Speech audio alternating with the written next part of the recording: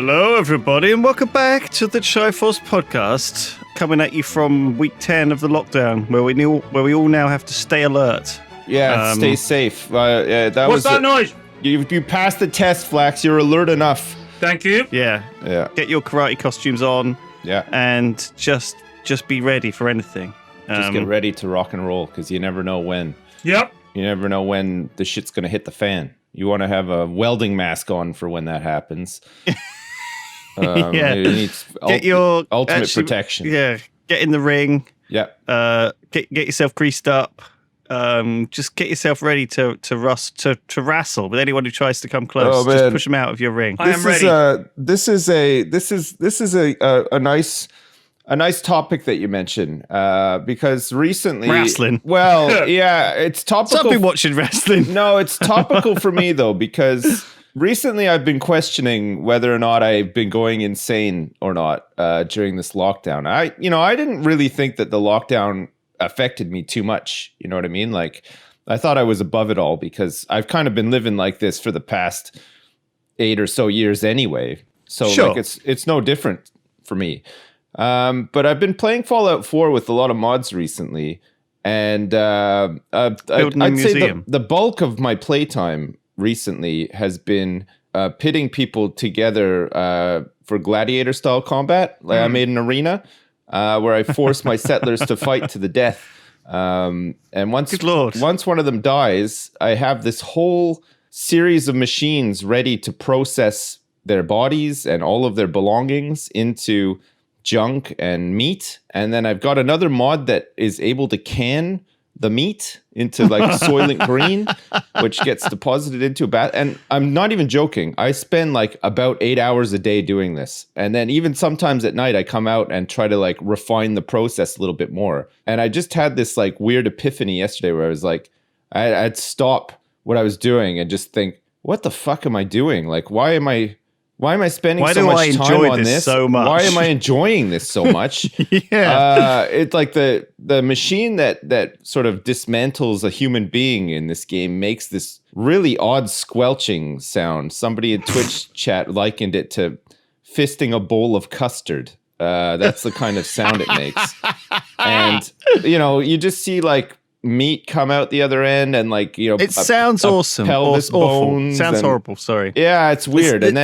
But this is like anyone describing their RimWorld saves. We've been there. Yeah, it's like true, you're like, true, yeah. So I was starving to death, and my dog bite my leg off. But then I killed my dog. I had to eat the meat, and then another man came and he killed me, and then he was my main settler, and he ate the man who had the one leg. Yeah, and then he chopped his own dick off and ate it. And that's just like in the game. That's like nothing, right? So sure, you've got like, I don't think you have to worry about whether or not you're turning into some insane psychopath, dictator, lunatic in Fallout 4. We know that's happening. You're doing that. Well, that's exactly what's happening. Maybe it's one of those things where like, so it's fine. Just playing it by default makes you insane, sort of thing. If you were playing it in like a fairy world, imagine if it was all like, instead of gladiatorial combat, imagine you were like, I don't know, fight like having flowers. Right. Like kiss each other. Yeah. And then the one that fell asleep, you put in a lovely bed. Yeah. And it got processed into dye. No, hang on. No, never mind. Do you know what I mean? If it was like, because you can see this stuff, right? Every game has like soft mode, where blood is replaced by rainbow splatters. Oh, sure, and, yeah. Remember the people early... don't die, they go to sleep and all this. Remember the early Mortal Kombat games when they came out on the Super Nintendo and they replaced the blood with like sand or like sweat? You'd punch a guy, and like in the arcade version there was like big... They looked like big like splotches of ketchup or something flying out of them. There's blood everywhere. But they've always had to do these. Yeah, they have to like censor it down. Some regulator or some ESRB rater saying, this is going to be an 18 unless you replace the blood with fairy dust. But listen, do you think... I've told you... It's a PG then. I've told you you're still punching people in the face or running people over. Do you know what I mean? Like in GTA. Yeah. GTA I mean, GTA was originally going to be banned a lot because you were actually driving a car and running like just running down pedestrians in the street. My brother plays GTA all the time. Right. Even now, he loves it. He loves running people over. What's his name and where does he live? I don't want to. What if he's like? What if he's going crazy during the lockdown as well, and he just decides to go postal? He's doing great during the lockdown. His normal life is pretty shit because he's got a real job on the railways. He has to drive out to these places and trudge around and fucking watch out for trains coming, and it's pretty hard work. And he's had to do it for like 20 years now. Jeez, kind of getting there because he left school at 15. Right. To work on the rails. Yeah, he's been working on the railways for 20 years now. Fuck.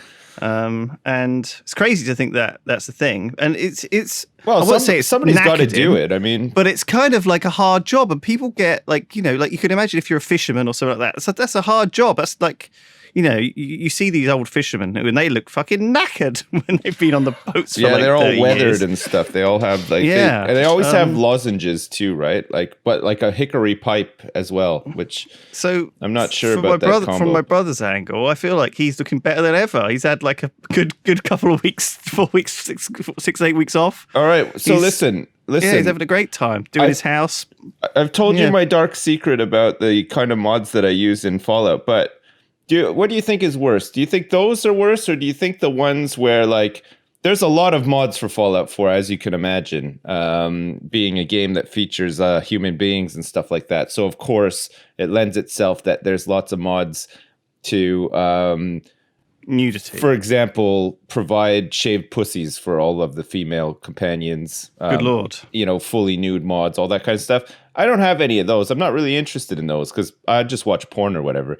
But do you think it's weird? Do you think it's weirder for somebody to download those mods than it is to download mods to do with processing humans into edible yours cans are of worse. meat? Yours are obviously worse. Okay. Mine are worse.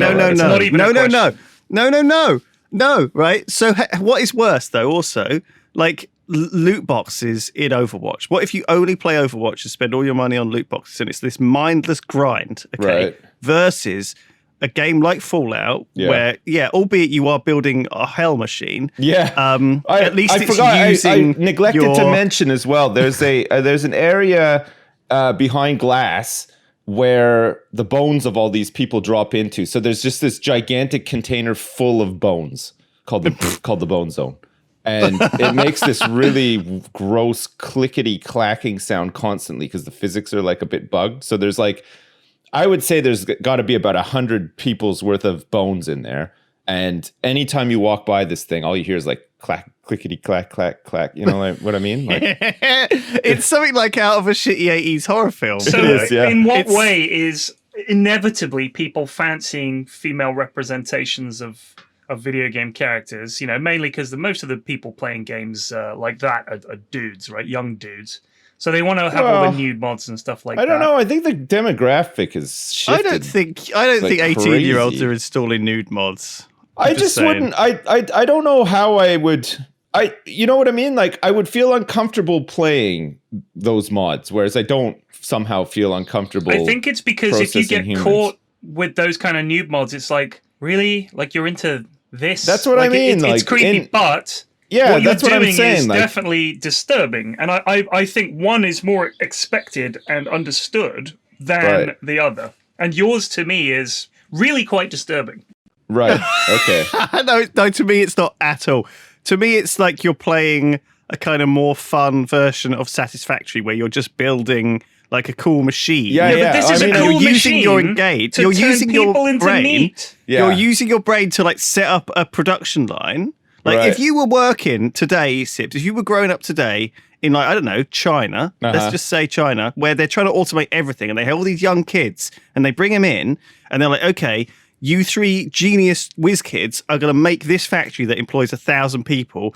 You're going to build some crazy little Raspberry Pi auto machine video recognition technology that will automatically do the job of a human who had to do it by hand and was fallible and terrible and slow and also hated the job. You're going to replace these people who had terrible, crappy, horrible jobs with machines. This is what we need, Sips. We need these thinkers. If you imagine if you were working in a meatpacking factory, the bone zone would be perfect. Imagine if you get a pig, put him through the bone zone, no bones anymore. Bam. jelly pig, and then like just sell that fucking thing. Just Someone will put it in the sell that oven. shit, yeah.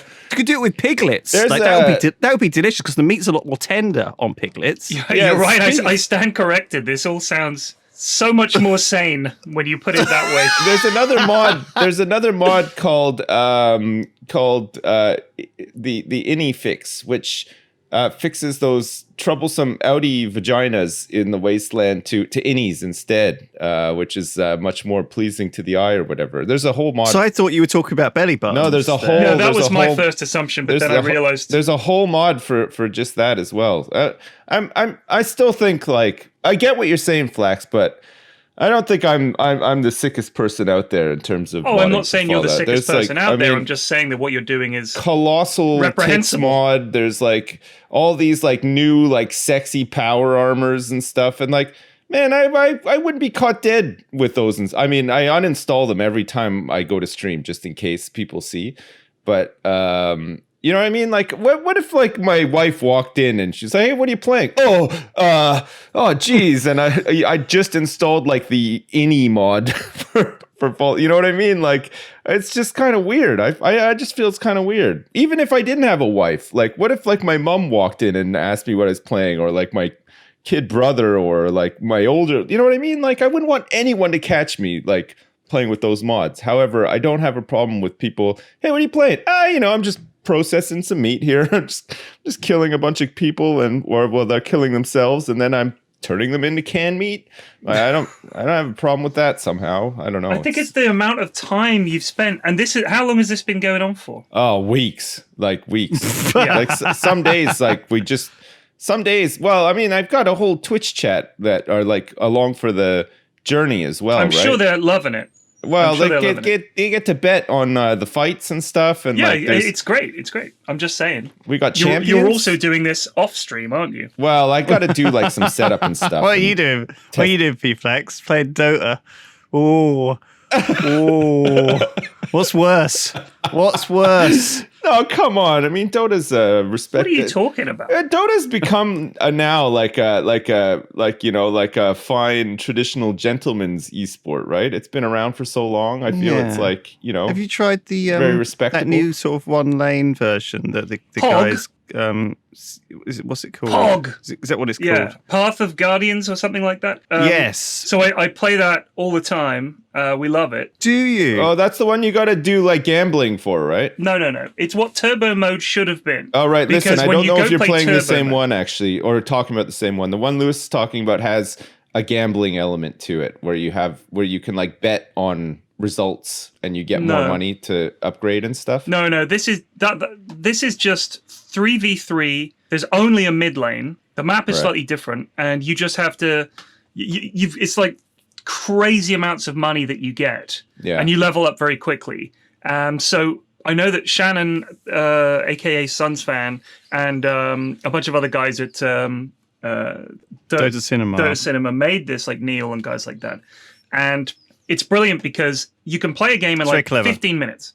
Like if it goes past that, it's like, wow, you know, this is the longest game of Pog ever, sort of thing. Like it's a quick game. Yeah. It's fun. Yeah. And the main reason they made it is so that you can try out heroes you'd never normally get the chance to play in a real game, because you're like, I don't want to risk it. Like I've never really played Leshrac much. Played thousands and thousands of hours, thousands of games of Dota, but there are certain heroes that I'm just like not comfortable picking, because I know that it would take me 10 or 20 or 30 hours to even get halfway competent at that hero.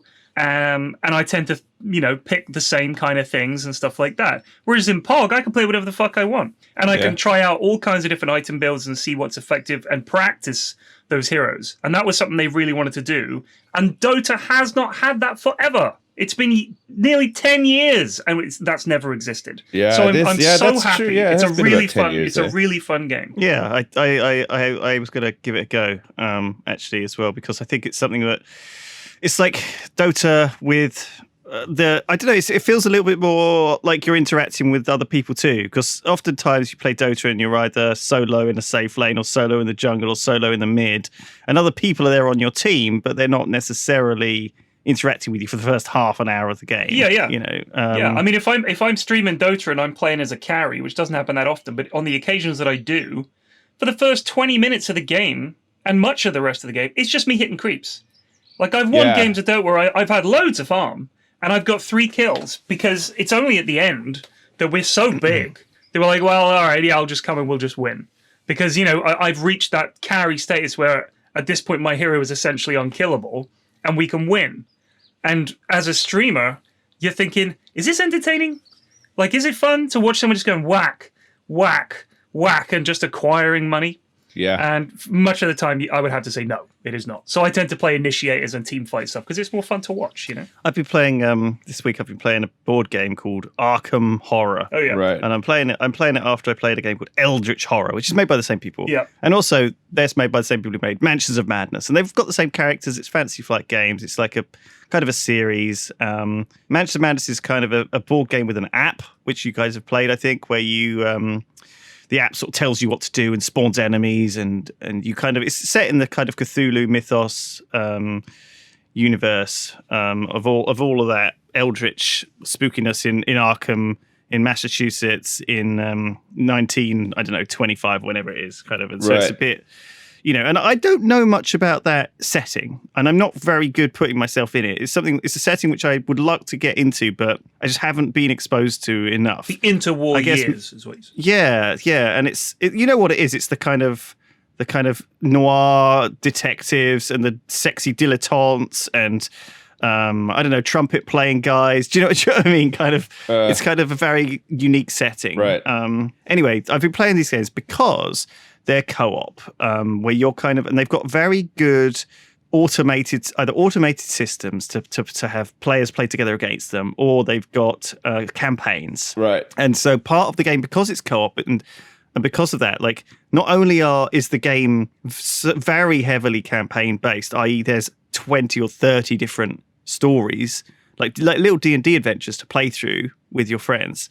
But also, like, there's a load of fan-made ones. I found like a Stranger Things one and a Batman one and a few other silly ones. Yeah.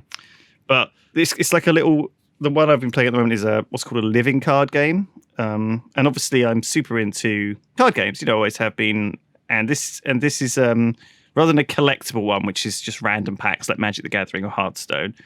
It's a living card game. So all you have to do is buy the expansions, and then it's like a deck building game. And if you buy all of the expansions, you have all the cards, and so you don't have to buy booster packs or trade or do any of that crap. And you could just use other people's stuff and share. Anyway, there's a really good tabletop sim mod for it, so you don't even have to buy any of the cards, which is nice. And all I've done all week is just like look at the stats and be like, oh, this card would do this. And then I've occasionally played a few games with different people. We did a few adventures, and it just felt like a really good way to play games. Like it was engaging my brain, but also it was against like an opponent that was like the AI. I've played a few other board games that were more versus as well this week, and I didn't enjoy them as much. I felt like when I'm playing against humans, they're very smart and they keep tricking me. Like I played a game against Ben this week, a Game of Thrones Witches game. That lad can game. A natural gamer. Yeah. And every fucking turn he would outsmart me with some shit. And I was like, fuck, I did not plan for this. Like, I had these crossbows that were able to sort of move backwards when they got charged, you see. So I thought, I'll just keep them on the side here. And then if Ben tries to charge them, I'll just move them backwards. And so what Ben did was, instead of charge them, he just moved his horsemen right up into their face. Right? So I was like, oh shit, because I hadn't planned for that. Because I thought, and it was like an unexpected play for me. Because I thought, well, why wouldn't he charge? You know, even because but because he didn't charge, it didn't trigger my ability, and it didn't do this thing, and he just outsmarted me, and I felt stupid. Did you ever get that when you're playing a game against people? Never. I'm highly intelligent, so I find I never am in that situation. Me and the lads on Discord have started playing chess, like off stream. We're just messing about playing chess. I know. It's a weird thing that like these little fads emerge on my Discord, and we'll be playing a game. And it's a classic game.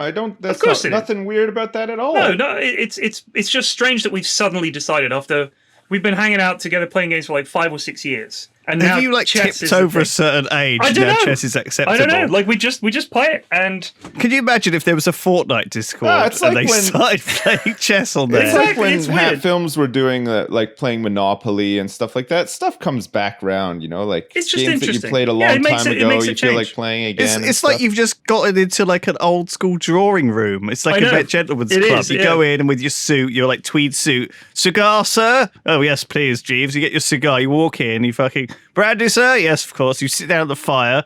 You lean over the chessboard. You're like, oh, well, where were we? Okay, let me take my move for the evening. Your move, I think, Stevens. Yeah, it's like that. But so we're just playing it, and it's funny because what you're saying about, like, I think in a lot of games, chess cuts through all the other stuff, and essentially most kind of games where there's some kind of strategy, there are similarities to chess for sure, in that you have to think ahead. But most importantly, I find myself not doing this, and I think this might adjust the way you play board games, is that if you only look at what you're trying to do and what the immediate threats to you are, you miss out on a huge amount. So you thought, I'll just leave my lads here because if Ben charges them, they'll just pull back.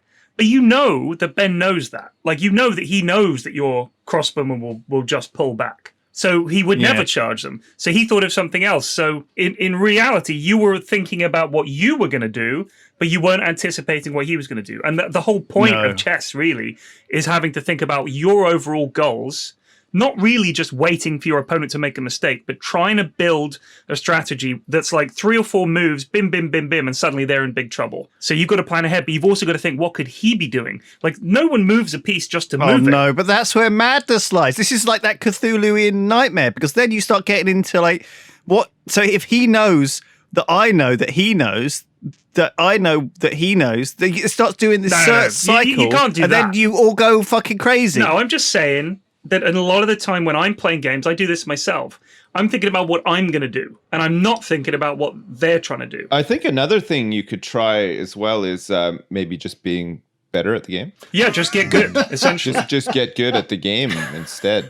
So now it's time to introduce our very first sponsor for the Triforce podcast, and it's something that I actually use at home, ExpressVPN. So we all know how ExpressVPN protects your privacy and security online, right? But here's something you might not know. You can also use ExpressVPN to unlock movies and shows that are only available in other countries. Now that so many of us are stuck at home, it's only a matter of time until you run out of stuff to watch on Netflix. I just fire up the ExpressVPN app, change my location to the UK, refresh Netflix, and that's it. You can choose from almost 100 different countries, so just think about all the Netflix libraries you can go through. Love anime? Use ExpressVPN to access Japanese Netflix and be spirited away. ExpressVPN works with any streaming service. Hulu, BBC iPlayer, YouTube, you name it. There are hundreds of VPNs out there, but the reason I use ExpressVPN to watch shows is that it's ridiculously fast. There's never any buffering or lag, and you can stream it in HD no problem. If you visit our special link right now at expressvpn.com/Triforce, you can get an extra 3 months of ExpressVPN for free. Thanks everyone, enjoy the rest of the show. So occasionally I get recommended chess videos on YouTube. Yeah, me too. I think I've spoken about this with Magnus Carlsen mostly. Oh, yeah. And he has a site where people can play chess against him. And his actual chess site thing is like you have to, I think you've got 3 minutes each for the entire game. Yeah, he's a blitz chess guy, right? It's fast. Yeah, and so I don't even watching this thing means I can watch a video in like 6 minutes, you know, because it's quite good, like as YouTube content, you know, a chess game. Because you'd imagine a chess game to be like fucking hours and hours, right? Just people sat there silently staring at a board in a big arena. But no, this is like Magnus's face kind of with a bad webcam, like looking up at his like double chin sort of situation. And then he's just like mumbling as he like just crushes this guy at chess. And occasionally some guy will do something weird and he'll be like just stuck for like a half a minute or a minute, like sat there like, what the fuck do I do to get out of this? Either realizing he's actually lost, or realizing like maybe there's like some way I can just trick him into thinking I don't know what he's done here. And because there's so many permutations, so many complex situations, even this guy. But the thing is, most of his decisions are just on autopilot. You'd think like he like a lot of his decision making is hunch based. Like he's like, it feels like this is the right play here. You know, he's almost played so many games that it's just knowledge patterns is to him, isn't it? Like it's slight variations of a pattern. I think most games of chess, I know that if you look at the possible permutations of moves, it's like obviously the more the game goes on, the more it branches and becomes complex, because there's obviously only a limited number of moves you can make on turn one, and then based on that move, you've now got these branches of possible moves, you know, for your second move and all the rest of it. So I think certainly when you think about the way he plays chess early on, it's kind of autopilot. Click, click, click, click, click. And there's lots of set openings that people go for and stuff. But then later on, I think as the pieces start to get taken and stuff, then the patterns start to dissolve. And now that's where the real skill comes out, because he suddenly needs to recognize what to do when the tree is gone. There's no pattern for this. This board is unique. You know, I've never seen this exact board before in a game, and that's when the real skill comes in. Because a lot of people, I know, sure. I've played against a ton of people, and they know the openings, and there's that opening you can do where you win in like 3 moves or whatever. I fall for that one all the time because I just I can't remember. Fool's Mate. Fool's Mate, I think, and you just go bip bip bip win, and you're like, oh yeah, it's like super bad. I've tried the opening where you just mirror your opponent's moves. That never works either. I don't mind. I don't mind chess. Well, I don't. I mean, having said that, like I play it very occasionally, but like not often. I don't know. I don't tend towards like strategy games much. Like I don't know. Like I just there's something just sort of like, I don't know. It's like unappealing about sort of. Like Lewis was saying, you know, you put something in and you think it's going to work, and then it doesn't work, and like, I don't know, I just can't get past that sometimes. You know what I mean? Like the situation with the crossbows, I'd be so salty. I'd just be like, fuck, you know, like that didn't work. Oh, I'm ruined. And that's how I am. And I've noticed that if the game starts to go my way, my mood lifts. Of course, so dramatically, of course, and I'm like smiling again. It's fun when you're winning, or if you even have a chance of winning. But like, I find sometimes strategy games, depending like who you're playing against or whatever, if you're playing against somebody who's like far superior to you, it's impossible to enjoy the game unless it's like part of a franchise that you really like or something, you know what I mean? But like, I don't know, it just seems so unforgiving, you know, like strategy, whereas like, I don't know, I tend more towards like games that have some strategy to them, but the point of them isn't strategy. You know what I mean? I think if like when I play CS:GO, for example, what I'm enjoying about it is that even if they're better than me, I'm still going to get a few kills. Yeah. Just because occasionally a bullet's going to hit him in the head or whatever, or a good grenade or whatever. Yeah, there are payoffs. Whereas like with a strategy game, like I don't know if you ever played like StarCraft 2 1v1 or whatever. It's exciting to watch and it can be fun to play, but man, it just feels so bad when like you just get absolutely hammered, you know, or you misread your opponent, or you fuck up somehow, and it's just like, shit, like I've just wasted all this time. I'm fucking dead. Like it never feels great, does it? I don't know. It's like, I feel like sometimes so these games I've been playing are a little bit like they will screw you badly. Yeah. Like in the same way that XCOM and other games can do when you're playing them. You know, often with XCOM, it's hunch-based. You've got like a squad, and you kind of, once you play with them enough, you kind of know, like, XCOM you don't have is to work different, out stuff. Though. You XCOM be like, is different because there's a lot of there's a lot of like random stuff thrown in too, so that like sometimes it feels like, oh my fucking god, what a disaster, but then you'll squeak through somehow. You know, 1 or 2 guys who are just almost dead will.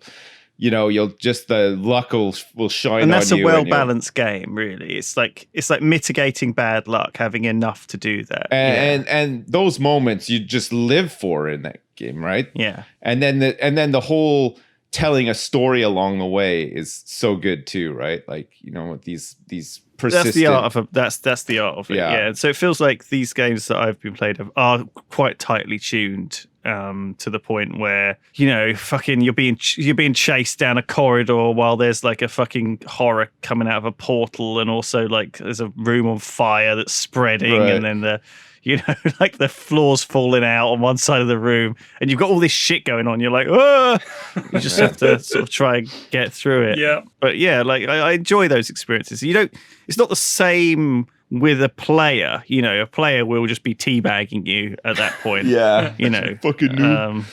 Fucking stupid noob. Yeah, so I don't know. But that's they're very different experiences, and there's a place for both of them, I think. Yeah. But I just find it a lot tougher to get beaten by a guy. I would rather lose to the computer. I hate losing to people. Yeah, well, I don't know. I hate losing the computer as well. Like, it's not that I hate losing. I just that there's degrees of losing, right? Sometimes if you get outplayed, but whoever has outplayed you is exceptionally skilled, you just think, oh, whatever. Like I can't even be mad at that because he played so well or whatever. You have moments like that, but it's mostly just losing to bullshit, right? Stuff that you just think, fuck that. I didn't know that, or like it's too random that it becomes bullshit or whatever. Like Hearthstone felt like that a lot, didn't it? It's just like, because any card game is going to have elements where they draw the exact right card and you're just card dead, and it's like, that feels no fun. No, of course, at all. Like, yeah. So that's why. But if that happens to the computer, I'm just like, oh, I'll just go again, no loss. Whereas against people, I think, you lucky motherfucker. Like it just really gets to me. I don't know. Yeah, I know what you mean. Yeah, I don't know. I think you have to have definitely a specific mindset to play like strategy games against other people. You know what I mean? Yeah. So you know what? It's interesting. Like I played tons of strategy games. I play sports simulation games. I play strategy games. You play Blood Bowls, won't you? That's a very PvP kind of. It drives me nuts. Like what I enjoy about Blood Bowl is killing another player's team, killing his star player, or scoring some bullshit goal. That's basically the only thing I get out of Blood Bowl. Yeah. Is picking up the ball in some ridiculous situation, throwing it like 1 in 6 chance this lands, and scoring as a result of that. That's it. I live for those moments. Yeah. The rest of the game is just kind of a slugfest. But you can usually pick a team that fits with your desired play style. If you want to be that, that kind of guy, you can probably pick orcs or whatever. I don't know. I always play orcs, aren't they? but only because the orcs have a thrower, and occasionally the thrower can pull off an amazing throw, and people don't expect the orcs to throw the ball. Like if you play a big bashy team, the key to Blood Bowl, there are basically 2 strats. You've got the squishy lads like elves and Amazons and stuff, and the elves in particular, their whole game is based around passing, because they can dodge past all your guys. They throw the ball, he catches the ball, and then they score. And they just do that every time they get the ball. And they're very good at getting around the edge of your lads. And they also tend to have units that are good at breaking into boxes and taking the ball away and then just jumping away with it. And it feels frustrating because it's like they seem to never fail. Whereas orcs and dwarves and stuff like that, you tend to build them as these punchy teams that kind of slowly grind up the pitch and maybe score a goal in the game. But what I like to do is just build a lad who's lightning quick, has dodge, agi as an orc, and then they throw the ball to him and he just runs and scores. And people are like, oh, that's, they don't expect it. They think you're just going to come and punch them, but we're special orcs. So that's the fun of it to me, really. Other than that, the game stinks. Blood Bowl's terrible. That sounds far too cunning for an orc. Other than that, it stinks, Larry. It does stink. It's terrible. Blood Bowl's an awful game. It wasn't designed to be balanced. Like all fucking Games Workshop games. It's designed to sell miniatures. So Games Workshop games terrible. Yeah, Seas of Blood is a prime example. It's a game called Seas of Blood. Great models, great lore, terrible games. Did you ever play Seas of Blood? It was like a naval combat game set in the Warhammer Fantasy universe. I never did. And you had Corsairs, and you had they were like the human ships. You had elf ships, you had dwarf ships and stuff. The dwarves had dreadnoughts. Like or ironclads. Oh, Man of War is called. Man of War. And they had ironclads. And you couldn't penetrate their armor at range. But they were bristling with guns. So the only thing against them, as usual with dwarves, because it's Games Workshop and they love dwarves, is that they're a little slow. But that doesn't really matter because the board isn't that big. The objective is to fight, not to get to somewhere quickly. So you basically circle around them, failing to penetrate their armor. Meanwhile, they're blasting away at your little ship. And if you dare to go close, you die. And they did it because the miniatures just came out. And it was like, we just announced this dwarf expansion and they're amazing. So why would you ever play the game unless you were playing dwarves? Games Workshop's stock price is like fucking high as hell. It's crazy. Like I looked at them like a while back for some reason. And it's I don't know why. I guess they're just really successful. I don't know. Like it's just nuts. They've shut all these stores, so I guess they've just moved to online sales and stuff. Yeah, which probably makes especially so much of their revenue comes from licensing their IP. That's it. They license it out to video games. And income from things like Total War, Warhammer. I mean, exactly. And, all the other bits and bobs. Because wasn't that Vermintide game that came out? That was quite popular, them, and that was them as well. Well, the thing is, like, when you're building a game, imagine you want to make a game, you build sort of the universe and all this crap, and you have a game, and it's called, like, I don't know, fucking any old shit. Eternal Magic Realms of Fire. Right. It sounds like a mobile game, yeah. Yeah, it does. Like it's and you've made your universe. No one gives a shit. Thrones, right? Fire. But nice. Suddenly, if it's called, like, I don't know, Warhammer Bright Wizard Wars, I don't know. Suddenly you've got, like, it still sounds like Clash of Warhammers, but it suddenly sounds like it's suddenly a universe that you can a pre-made universe that people will just buy that just because it's something they've heard of, right? Well, yeah. I mean, like the Dawn of War games, like the 40k RTS games. That's Dawn of War, isn't it?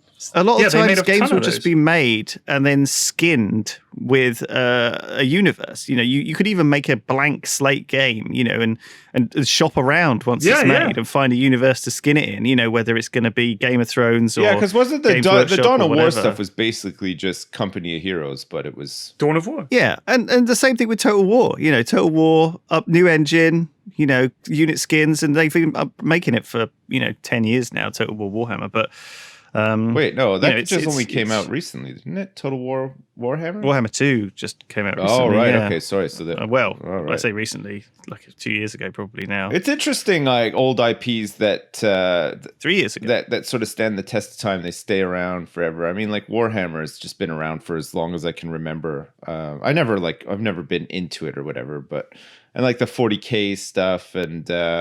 I mean, even like Fallout, the IP's been around and it's changed hands. It's interesting, isn't it? Like how some of this stuff just keeps going. Like you think, like with Warhammer, what the fuck could they possibly add to it now after all this time? Like that would keep it interesting or whatever. But they still do. Like I guess it's still popular. Like it's exceedingly popular, isn't it? Like people still paint miniatures and play board games, and people watch people paint miniatures. Yeah, no, that's how much people like miniature painting. Yeah. There's all those YouTube videos I've talked about them before, where people just paint 1,000 goblins identically, and people will watch it. If it was something like so something like Warhammer, being somebody who's not, I know very little about it. I know bits and pieces, but like, is there like story? Like, is there lore? Are there big characters, or is there lore? Are you kidding? Is it just factions and miniatures? There's nothing else. Million hours of lore. Right. Okay. There's been thousands of novels and. Oh right. I mean, okay. the lore used to be quite simple. Like that's just really used to all be, it is. It used to be you'd get the rule book. Like I've got the old 40k rule book, and there's lore pages in there, which is just like some ancient text reproduced that talks about the emperor and where he came from and all the rest of it, and then one about the forces of chaos. And then if you buy the Eldar expansion book or whatever, there's all stuff about the Eldar in there. Yeah. And the lore, when I was fucking 14, 15, I was this is amazing. Like, this is the greatest story ever told. Wow. Like, it was amazing. And now I'm older, I'm just like, I was more of a Hero's Quest kind of guy when I was younger. But that's Warhammer. Hero's Quest? Hero Quest. What, the board game? Yeah, I'm sure it is. Oh, Isn't I that didn't Games realize Workshop? it was. I just thought it was. Oh, it's Milton Bradley. Yeah. I thought it was. Yeah, it was I thought it was. I thought it involved Games Workshop in some way. Wait, no, it was like Games Workshop Lite. I think it was like. Yeah. It was God! Here's you know what? really watered down, dumb version for all of you. They did a version plebs. that was basically Hero Quest. What was it called? Well, Games Workshop actually did make the miniatures, I think, and build the world for them. I think they actually were involved. I'm sure they were in Hero involved. Quest. But anyway, the point is that it's huge amounts of really cool story that people know. People are familiar with Space Marines and Tyranids and all their factions. Yeah. They're familiar with elves and dwarves and goblins and the Warhammer world. I'm familiar with the imagery, but like I didn't realize that there was like fucking books and everything to back it up too. I just figured it was just like people who were into it just collected the because every time you see the models, it's always like tons of models, right? You get like those big ones where it's like a whole like garrison of troops or whatever. There's like it's like like on a plate and there's like 20 dudes or whatever. And I just figured it was just like, I mean, let me tell you, right? Nowadays, you can pretty much do anything. If you're even 20 years ago, it was like this. Like imagine you're really big into, I don't know, feudal Japan and the era of the shoguns. There's like some really cool plastic models for samurai troops, for shield guys, for pike guys, for leader units. You can buy them, you can paint them, you can kickstart them, you can see people who've painted them already. And what do they have books for all of these, like the Shogun ones too? Like, is there like a? I mean, but the point is that already exists because that's real history. You can read a million books about the fucking feudal Japan what's the and lore Musashi. of feudal Japan? No, I'm talking. But wait, but this is Warhammer though, right? Like, no. Yeah, but Warhammer has become like a term which is almost like the same for Hoover. Hoover is a manufacturer of vacuum cleaners. Right. Oh, but we sorry. call all of our vacuum cleaners I thought it was like Hoovers. dwarves or like orcs wearing like Shogun armor and stuff. No, because there's a million different miniatures systems out there. Right. There's loads, and companies will produce a line of miniatures to go with their game system that they've come up with, and some of them have varying success and all the rest of it. And I think a lot of people, when they get older, I certainly did. I was super into Warhammer stuff when I was younger, and then when I started to get more interested in history and actual like warfare and actual miniatures and stuff that were representative of, say, the British powers in World War II and stuff like that. Sure. Or I was playing more those kind of games and ancient battles and Napoleonics. I love Napoleonic stuff. Because it's just or do you like Batman? There's a Batman miniatures game. There's a Harry Potter miniatures game. I didn't like any of the stuff that was like that. It had to be historical.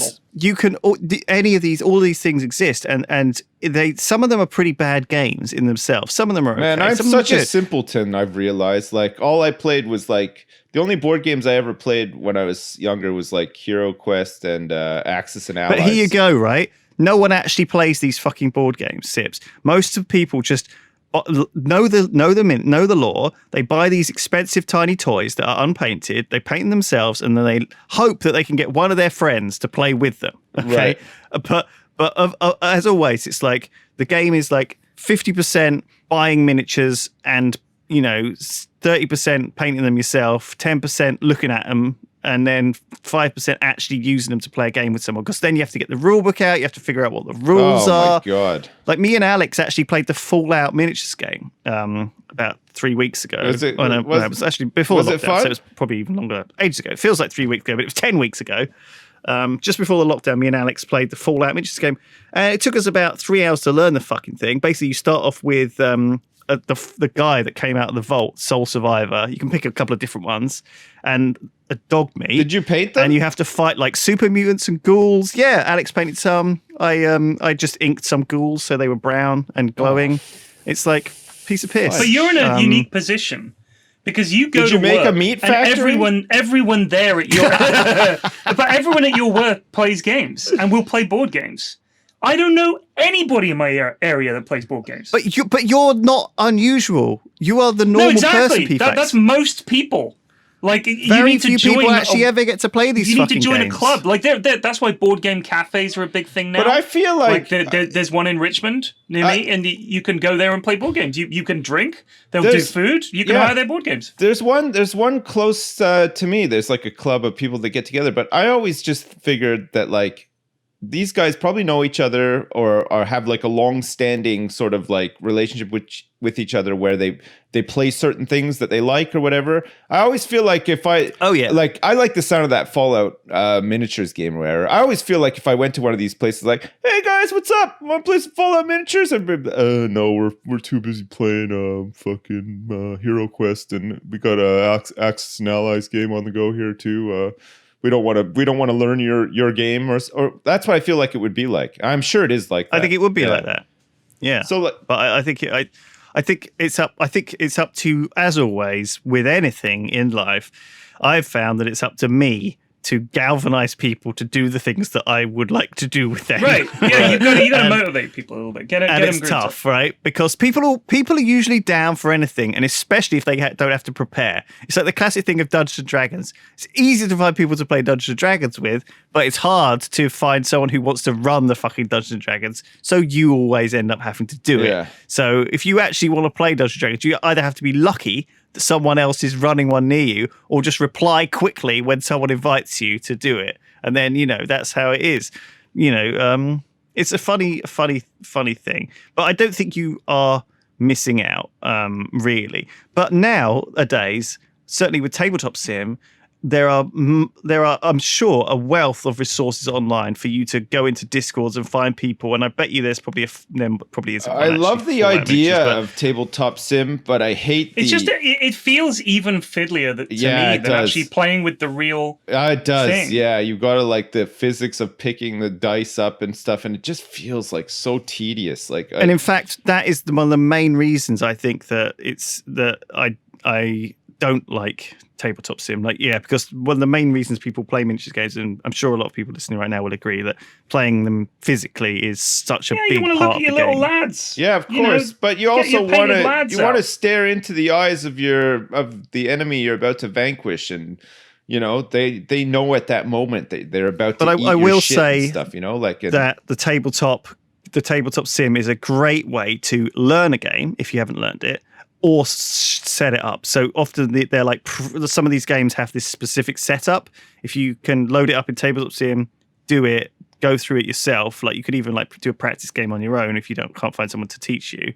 That is a really valuable resource. Certainly for me, it's like sped up my way of learning board games lately. Do you know what? There is actually another family that we know in the area, and we played Settlers of Catan with them, and we played Ticket to Ride with them, because we played with the older those kids. Are really fun. I like those. Right, they're fun games. Yeah, they're chill. So we're playing, and there's another chill, one, fun family which games, is the one where you have to build tram lines through San Francisco. I'm sure it's called something like San Francisco Trams or whatever. Oh, but it's like old San Francisco, and you build tram lines out. It's cool. It was a fun little game. Ticket to Ride is really fun. I like that. Yeah, it's a good game. Yeah. So we were playing Settlers of Catan, and the other mum, she got completely boxed in, like very early on. The roads just that's it. She was stuck. So her game, she was like quite upset and kind of sulky, which I don't blame her, because I've been in that situation again where you're like, jeez, great, I can't actually do anything. So she was like, I guess it's my go, and I was like, oh dear, she's not enjoyed herself anymore, because Catan is kind of like that. And I played it a bit, and the other dad had played it a bit, and the eldest daughter had played it a bit, and my eldest didn't want to play because she's I don't know, she's just weird at the moment. But so we're all playing, and everyone else is doing okay, but she was just like screwed. There was no way that she could do anything. I felt really bad. That's the one thing about some board games, is that you just sometimes get a little unlucky, and that's it. And if you don't know exactly what you're doing, you're somebody screwed. Ultimately has to be the biggest loser, right? Like, yeah, there's no way around it. Well, here's the deal. What's happened there is people have either made mistakes or figured the game out. There's actually a couple of expansions to Catan. Like there's one where it's like an islands expansion. Yeah. And so it means you actually have to go and discover islands. So you actually almost have to build cities on the coast, build boats, and go out and discover these islands. And so it stops that sounds cool. Blocking. Yeah. It stops that blocking sort of game, which is a part of the game, unfortunately. For real. But like we play the kids play this as well, actually. Carcassonne, which is another classic German game. That's the Carcassonne is the like the puzzle piece one, right? Where you have you place tiles and you have to try and build cities and roads and fields and people stuff like from completing theirs and stuff. So my youngest, every time she plays, she wants to help out with your city. So you build a city and she'll like join in. I'm like, no, don't put it there. You want to go here because you've got to get your guy in there and then we'll work together. She's like, oh, right, okay. And my wife always tries to build these cities on her own, and I'll always try to screw over Mrs. F's city by like, she's almost finished it and I'll just put that one tile, because I know there's no piece that will fit this apart from this one piece, and we haven't seen it yet. So she has to put this piece down if she wants to finish the city. Yeah. That's the kind of thing. Carcassonne is a horrible game. It's great. Like you can really screw people over by looking at the tiles that are out and thinking what's left to come. Like there's one tile that's just city. The entire thing is city. And I always think it's funny when someone's waiting on that tile. There's only one of it in the entire set. And you just yoink it for your own city. Yeah. Stick it on the edge of something. Just for nothing. It's just 1 point. But it's like, it would have made them 1,000,000 points. Oh, I love it. Yeah, this Carcassonne is fun. A lot of those games like Carcassonne, Settlers, Ticket to Ride, they have really, really good mobile versions of all those games. You can play on tablet and stuff. Yes, they do, and some of them are free. And some of them you can play against other people online and stuff too, which is kind of fun. There's like which is and like we said. like I think you could do it, but it's sometimes not as fun. It's not as good as the real thing. But if you can't get people together to do the real thing, or like, you know, you're in quarantine and it's harder to do or whatever. For real. Like, really I've definitely been alternatives. binging like some of these. I wouldn't say iPad. all of them are great on the iPad, but like certainly Ticket to Ride is very good on the iPad. You know, I wonder. Some of them aren't too expensive either. Did you ever play Talisman, the board game Talisman? Yeah. I'm not a big right? fan. Oh, I'm not a big fan. There's all these extra expansions. I'm wondering if my kids are, because I've got the original edition Talisman. I bought it on eBay years ago, and I've never played it with anybody. There's a digital Steam version. Yeah, it's that was CAC. quite. I want the little lads and the old school Games Workshop artwork. None of the new shit. I'm talking the OG artwork when they made good games. I mean, there are, for all these games, for Carcassonne, for Sets of Catan, for anything that's ancient, like Talisman as well, there are a million versions and mods and changes and rule sets and expansions and official expansions and everything. And I think if you look around, you probably will be able to find the best version of Talisman that is playable. And I think by now there'll be fans who are, you know, really addicted to that, have really... Make your own, Flax. Get the lads together. Stop playing chess. Why don't you guys all pool in and make a fan version of the game that you want to play? You know, be the change you want to see. Can't be bothered. I recommend you get the lads on tabletop. And we've done that. We played Secret Hitler. We played a couple of other things. But they all want to play Pokemon Hunter or whatever it's called. I think it's a board game. No. Yeah, they love it. And so, see, this is like those guys at the game store. Sips goes in. He's like, "Hey guys, do you want to make a meat factory and Fallout?" This is another thing. We're older guys, right? And a lot of these people that are like in our, you know, chat communities or whatever are much younger, right? Yeah. So like people liking Pokemon is usually for me a giveaway, like that's the the noticeable age gap. Like they grew up with nothing minus 100 interest in Pokemon. But in the same way that you would love a miniatures game about like the fucking grunge bands of the 90s. No, I wouldn't. That would be terrible. That sounds like a terrible. No, but Sips would love that, or hip hop, you know, or the Sopranos. I don't know. They like things about, I don't know, fucking Pokemon, Lil Nas X, JoJo's Bizarre Adventure, and I don't know, weird. And that's what I go back to is like, they know that universe, and that universe doesn't have to do anything. You know, you can watch like a crappy Star Wars movie, but because you know the universe of it so well, and you've watched everything before, and you've got that background of knowledge, like it doesn't have to be amazing to be a good experience. Here's one thing I will say though. I grew up with Transformers, He-Man, G.I. Joe, Thundercats. None of those are going to make a good board game. I grew up with it, but I don't give a shit about it now. So you tell me one thing about the lore of those things, though. Right, like but it feels that's like the point is that He-Man was invented to sell toys. There's no, of course, but so was Pokemon. The lore, the TV show, everything was not meant to be anything more than. No, hold on. Let me make my point. My point is that those things didn't have anything really to them. So the enduring appeal of Pokemon must be because it has more to it. Like it's not just that they grew up with it. It must actually be good. I just don't care. They recognize the hundreds of Pokemon. You know, that's it's not just that. I honestly think you're underestimating how good it must be. I'm just saying. It's not for me. I've looked at it. I don't care, but I can see it's better than the shit I grew up with. I agree with Flax. There's something about it that keeps people playing it beyond being a kid, because like you said, like I'd have no interest in anything related to He-Man, even though I played with He-Man a lot. Yeah, it's shit. Ninja Turtles. I mean, I've got some nostalgia about it. I remember the toys. I remember, I have a fondness for it. Yeah. But I don't want to fucking play a He-Man boy. It's gonna suck. Oh my god! So one thing I did yesterday was I visited Simon's Animal Crossing island. Right. Animal Crossing is obviously in the same way that, you know, it's been out. The version of Animal Crossing been out for 15, 20 years. This is a real experience though. But this is a real big one, and part of it is the fact that there are 300 or 400 villagers, and people know who they are and have experienced them before and like the style of gameplay, and it's very chill, it's very fun. Simon has been, he's created this really kind of cool island with some cool stuff on it. It looks really fun. It's very Simon. He's been streaming him doing it in the mornings, and we recorded a video of just me having like a half an hour tour of his island. And I don't know, like it made me laugh a lot. And he clearly been having it clearly felt like in the same way that you've been making a meat factory, Sips. Simon had made like originally had like a creepy basement with like creepy dolls and candles in it and stuff.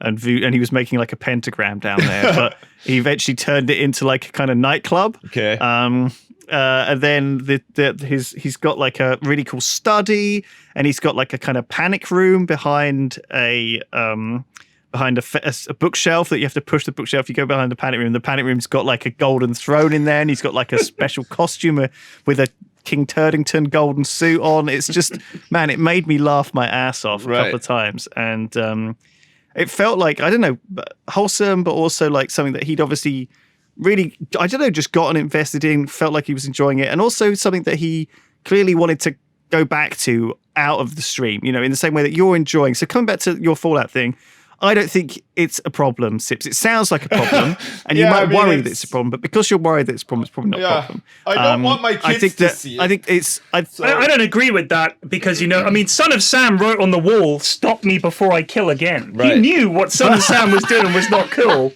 It doesn't make it okay. I think what you're doing, Sips, is fucking hilarious, and I love it. And every time I watch your stream, it makes me want to reinstall Fallout 4 and do the same. So I'm fully supporting the. I saw actually on Reddit there was someone made like a fucking took some clip out of like an 80s movie for the bone. I haven't seen that. What was it? Did you see that? There was a clip on r/Sips. Yeah, it's like out of an 80s movie where there's all these tourists and they go in a bone machine and it spits out the bones at the other side. I'm gonna look this up right now. Go have a look after the podcast. Anyway, we've got to finish up. All right. Thanks everyone for listening. Thanks for watching. Bodega book is out. Audiobook on Audible. Number 3 on the charts. It was on the charts. It was on the sci-fi charts. Behind classics such as Lord of the Rings and The Hitchhiker's Guide to the Galaxy. Yeah, and for a while Bodega. it was number 4 there. Wow. It was crazy. So if you want to get a copy of that, you have to sign up to Audible or something. And for a little while, it was number 69 on the overall list. Made me very happy. Nice. We don't have any referral codes or anything because it's 2020 and there's no, I don't know, any kind of referral code or any kind of link like that. And we're not sponsored by Audible and whatever, but that's where you can get it if you're interested. Yeah. So thank you for everybody much. that's already got it and the poster and everything. I really appreciate it. You guys are awesome. Thank you. You guys rock. Thank you for supporting P-Flax because he needs it. He does. Yeah. Poor boy. He has guy. to feed his. He's got Magnus Carlsen tutoring him, and he's not cheap. He is expensive, and gets very angry with me. Well. Magnus, no. Well, thanks for listening, and stay frosty, and we'll see you guys next week. Yeah. Goodbye. See you next week. Stay alert. Love you all. Stay safe. Stay alert. Yes. Stay alert. Bye.